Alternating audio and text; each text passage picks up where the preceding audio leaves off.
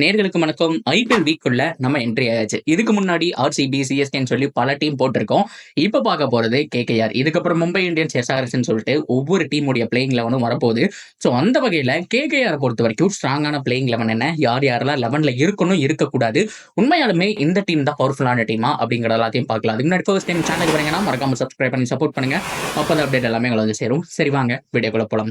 So KKR பொறுத்த வரைக்கும் முக்கியமான 2 மாற்றங்கள் நடந்திருக்கு. ஒன்னு அஜன்கியா ரஹானே கேப்டன் அப்படின்னு அனௌன்ஸ் பண்ணியிருக்காங்க. ஸோ இவ்வளோ கோடி கொடுத்து எடுத்ததை பார்த்தா வெங்கடேஷ் ஐயர் தான் கேப்டன், இல்லைன்னா ஆண்ட்ரே ரசலை போடுவாங்க, இல்லைன்னா வந்துட்டு எக்ஸ்பீரியன்ஸாக சுனில் நாராயண் முதற்கொண்டு கேப்டன்ஷிப் பண்ணியிருக்காரு. இது எல்லாமே நம்ம எக்ஸ்பெக்ட் பண்ணிட்டு இருந்தோம். அன்பார்ச்சுனேட்லி அதெல்லாம் எதுவுமே இல்லாமல் அஜன்கியா ரஹானே இஸ் த கேப்டன்ங்கிற மாதிரி சொல்லியிருக்காங்க. எவ்வளவோ தடவை கேப்டன்ஷிப் பண்ணியிருக்காருங்க. ரொம்ப ரொம்ப ஹம்பிளான ஒரு கேப்டன். அது மட்டும் இல்லாமல் கொஞ்சம் நுணுக்கமாக செயல்படுவார். சிஎஸ்கேல வேற 2 இயர்ஸ் இருந்திருக்காரு. நிறைய எக்ஸ்பீரியன்ஸும் ஆல்ரெடி கெயின் ஆயிருக்கும். ஸோ உண்மையாலுமே கேகேஆருக்கு பெர்ஃபெக்டான ஒரு கேப்டனாக இருக்கணும்னா இவர் தான். இந்த ஸ்குவாடை வச்சுட்டு போன சீசன்ல டிராஃபி அடிச்ச மாதிரி அடிக்க முடியுமான்னு கேட்டா பாசிபிள் இருக்கு. ஆல்மோஸ்ட் அதே மாதிரியான பிளேயிங் லெவன் தான் இருக்குங்கிறதுல மாற்றம் கிடையாது. சரி, ஓகே. முதல் சேஞ்ச் என்ன அப்படிங்கிற மாதிரி நான் சொல்லிட்டேன். இரண்டாவது சேஞ்ச் என்ன அப்படிங்கிறத தம்ப்நெயில் பார்த்தே கண்டுபிடிச்சிருப்பீங்க. அட் த சேம் டைம் நிறைய சோசியல் மீடியாவிலே பார்த்திருப்பீங்க. அவங்களுடைய ஜெர்சி மாத்திருக்காங்க. வாவ், உண்மையாலுமே எனக்கு அந்த நாஸ்டாலஜிக் ஃபீல் அப்படிங்கிறது இருக்கு. ஐபிஎல் ஸ்டார்டிங்ல பிரண்டன் மெக்கலம் ஒரு அடி அடிப்பாரு பாருங்க, ஆர்சிபியை போட்டு துவைச்சு. உண்மையாலுமே அவர் ஒரு ட்ரேட்மார்க் செட் பண்ணி வச்சாருங்க. அந்த மேட்ச் எப்பவுமே மறக்க முடியாது. ஐபிஎல்லோட ஓப்பனிங் மேட்ச்லயே இப்படியானுங்கிற மாதிரிலாம் கேட்டாங்க. ஏன்னா ஒரு மேட்சுங்க, உண்மையாலுமே ஓஜி பிரண்டன் மெக்கலம் அவரை நினைச்சாலே அவரோட ஃபீல்டிங்கும் அந்த இறங்கி அடிக்கிற ஷாட்டுன்னு தான் தோணும். அந்த மேட்ச் சும்மா தெரிக்க விட்டுருப்பாரு 4 திசையிலோ. அட் த சேம் டைம் 150 முதல் மேட்ச்லயே ரீச் பண்ணியிருப்பாரு.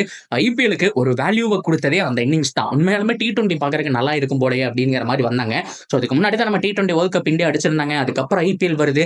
இந்த 20 ஓவர் போட்டி மக்கள் மத்தியில எப்படி போய் சேரும், 50 ஓவர் மாதிரி ரீச் ஆகுமா அப்படின்லாம் கேள்வி கேட்டப்போ அந்த ஒரு ட்ரேட்மார்க், முதல் மேட்சே கிரௌடுக்கு ட்ரீட் கொடுத்த ஒரு ட்ரேட்மார்க் அப்படின்னா பிரண்டன் மெக்கலம். அவரு போட்டிருந்த ஜெர்சி ஞாபகம் இருக்கா? அப்போ கேகேஆரோட ஜெர்சி தரமான ஒரு ஜெர்சி. இந்த மாதிரி ஒரு பிளாக் கலர் தான், பிளாக் அண்ட் கோல்டு மிக்ஸ் பண்ண மாதிரி இருந்தது. நாள் போக்கில் அப்படியே தேஞ்சு அந்த பிளாக் ப்ளூவா மாறிச்சு. இப்போ மறுபடியும் என்ன நினைச்சாங்கன்னு தெரியல, அவங்களுடைய பழைய ஜெர்சிக்கு போயிருக்காங்க. லுக்கு செம்மையா இருக்கு கைஸ். உண்மையாலுமே அந்த நாஸ்டாலஜிக் ஃபீல் அப்படிங்கிறது கொடுக்குது. இருந்தாலும் ஐபிஎல்ல பிளாக் கலர் ஜெர்சிலாம் போடக்கூடாது, தடை அப்படிங்கிற மாதிரிலாம் கேள்விப்பட்டேன். பட் இருந்தாலுமே எப்படி உரிமை கொடுத்தாங்க என்ன அப்படிங்கிற மாதிரிலாம் தெரியல. பட் இருந்தாலும் பரவாயில்ல, உண்மையாலுமே சூப்பரா இருக்கு. பார்ப்போம். கேகேஆர் ஒரு புது அத்தியாயம். அஜன்கியா ரஹானே கேப்டன், ஓரளவுக்கு யங்கான ஸ்குவாடு, எக்ஸ்பீரியன்ஸான வெஸ்ட் இண்டீஸ் 2 பேர் இருக்காங்க. இந்த ஸ்குவாடை வச்சு கப் அடிக்கிறாங்களா இல்லையா அப்படிங்கிறத பார்ப்போம். சரி, ஓகே. இதுக்கப்புறம் பிளேயிங் லெவன் எப்படி இருக்க போகுது? கேகேஆர் உடைய பிளேயிங் லெவன் உண்மையாலுமே போன தடவை ஸ்ரேயாஸ் ஐயர் கிட்ட இருந்தது தரமான பிளேயிங் லெவன். சிஎஸ்கே கூட மட்டும் லாஸ் பண்ணாங்க, அதுக்கப்புறம் வந்தாங்க, ஜெயிச்சாங்க. சூப்பரான ஒரு பிளேயிங் லெவனா இருந்தது. இந்த தடவையும் அதே மாதிரி இருக்கான்னு கேட்டா எஸ், அப்கோர்ஸ். அதுல ஒரு 80% இருக்கு. அதுல ஒரு துளி கூட மாற்றம் கிடையாது. சரி, ஓகே. அந்த பிளேயர்ஸ் எல்லாம் யாரு அப்படிங்கிறத பார்த்தலாமா? டீகாக் அண்ட் சுனில் நரேன், இவங்க 2 பேர் தான் என்னை பொறுத்த வரைக்கும் ஓப்பன் பண்ணும். ஸோ லெஃப்ட் ஹேண்ட் அப்படின்னா கூட சுனில் நரேனை பொறுத்த வரைக்கும் அவர் ஓப்பனிங் பவர் பிளேல 6 ஓவர் மாட்டுச்சு அப்படின்னா ஒரு 60 ரன் அப்படிங்கிற மாதிரி போட்டு போவாரு. குயின்டன் டீகாக் ஓரளவுக்கு பொறுமையா கொண்டு போகலாம். ஸோ 1 டவுன்ல அஜன்கியா ரஹானே இனிஷியல் விக்கெட் விழுந்தாலுமே பவர் பிளேவும் மேக்ஸிமைஸ் பண்ண முடியும். லாஸ்ட் வரைக்கும் கேமை எடுத்துட்டு போறதுக்கு ஒரு one of the best player அப்படின்னா ரஹானே சொல்லலாம். ஸோ அதுக்கப்புறம் நம்ம 4ல ரஹமதுல்லா குருபாஸ். ஆக்சுவலா இவரையும் ஓப்பன் தான் போடணும்.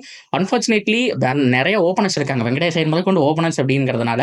ஸோ குருபாஸுக்கு நம்பர் 4 தான். நம்பர் 5ல வெங்கடேஷ் ஐயர்.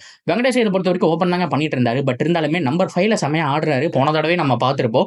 ஸோ அதனால வெங்கடேஷ் ஐயரை ஒரு மொமெண்டம் மாதிரியும் நம்ம செட் பண்ணிக்கலாம். அதாவது நீங்க விக்கெட்டே போகாம ஆல்மோஸ்ட் நம்ம பவர் பிளே எல்லாம் முடிஞ்சு வந்துட்டு இருக்கு, ஒரு 10 ஓவர் 12 ஓவர் போயிடுச்சு அப்படின்னா ஸோ அந்த சமயத்தில் அவர் இறக்கி கூட சுத்தறக்கான சான்ஸ் இருக்கு. அது ஒரு நல்ல இன்னிங்ஸ் தான்.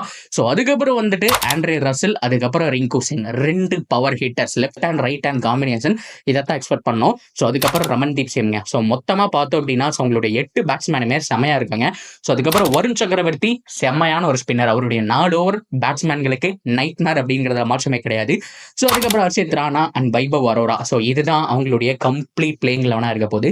செம்மையா இருக்கு. ஸோ நீங்க என்ன நினைக்கிறீங்க? ஆஸ் அ கேகேஆர் ஃபேனா, ஐபிஎல் ஃபேனா, இந்த 11 எப்படி இருக்குங்கிறத சொல்லுங்க. அட் த சேம் டைம் ரொம்ப முக்கியமா இவங்களை யாரு இம்பாக்ட் பிளேயரா போடலாம்? ஸோ நீங்க ஒரு கேகேஆர் ஃபேனா இருந்தா உங்களுடைய ஃபேவரட் மூமெண்ட் என்ன? இந்த வருஷம் கப் அடிப்பீங்களா மாட்டீங்களா அப்படிங்கிறதையும் தாராளமா கமெண்ட்ல சொல்லுங்க. ஸோ இந்த மாதிரியான அப்டேட்டிங் சேனலோட இணைஞ்சிருங்க. நெக்ஸ்ட் வீடியோல மீட் பண்றேன்.